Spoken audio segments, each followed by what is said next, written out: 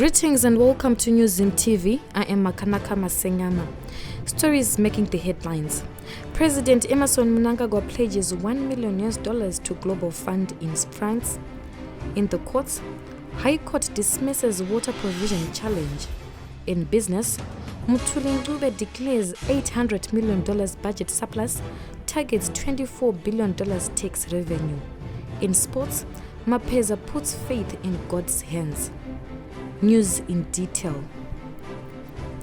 President Emmerson Mnangagwa, whose administration is battling to save a healthcare system that has turned into a death trap, on Thursday donated $1 million to the Global Fund to fight HIV, TB, and malaria in France. France seeks to raise some $14 billion to avert about 234 million new infections and end the 3 epidemics. 18 other African countries donated, including Mali's euro 500 million pledge to the cause. Zimbabwe is in the grip of a deepening economic, social, and political crisis that has left citizens on the edge. Doctors have been on strike for over a month, and teachers are threatening to join. First Lady Auxilia Mnangagwa has called for the declaration of a Liberators' Day in honor of sons and daughters of Zimbabwe who participated in the liberation struggle which brought independence in Zimbabwe in 1918. Auxilia encouraged female war veterans to take up leadership positions in politics and other government institutions such as parastatal boards. Addressing female war veterans in Bulawayo Thursday, the First Lady said war veterans are remembered in most countries across the globe. Zimbabwe already has a Heroes' Holiday on which those that fought in the Second Chimburenga are remembered. The widow of slain Central Intelligence Organization top operative Peter Munetsi, who died in military detention during the November 2017 coup that toppled the late former President Robert Mugabe, is demanding $130,627 from the state.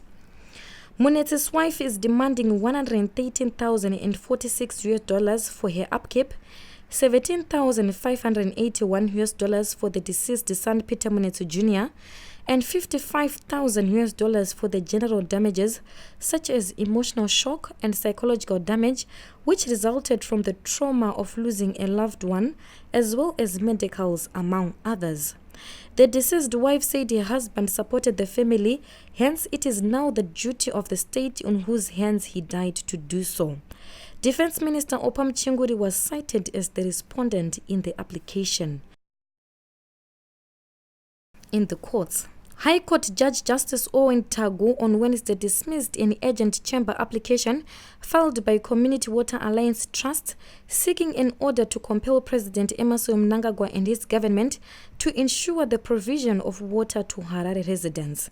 Justice Tagu upheld submissions filed by Local Government Minister Julai Moyo, who argued that water pumping at Morton Jeffrey Water Treatment Plant had resumed. The water plant had been shut down when City of Harare ran out of chemicals for water treatment recently. Tagu said there was no need to entertain the chamber application before he struck it off the roll of urgent matters. In business, Finance Minister Mnangagwa has declared a budget surplus of $803 million in the first half of 2019 amid plans to increase tax collections revenue to $24 billion next year on the strength current of strategic reforms. The Treasury boss made the announcements in a 2020 budget strategy paper released this week ahead of next year's national budget.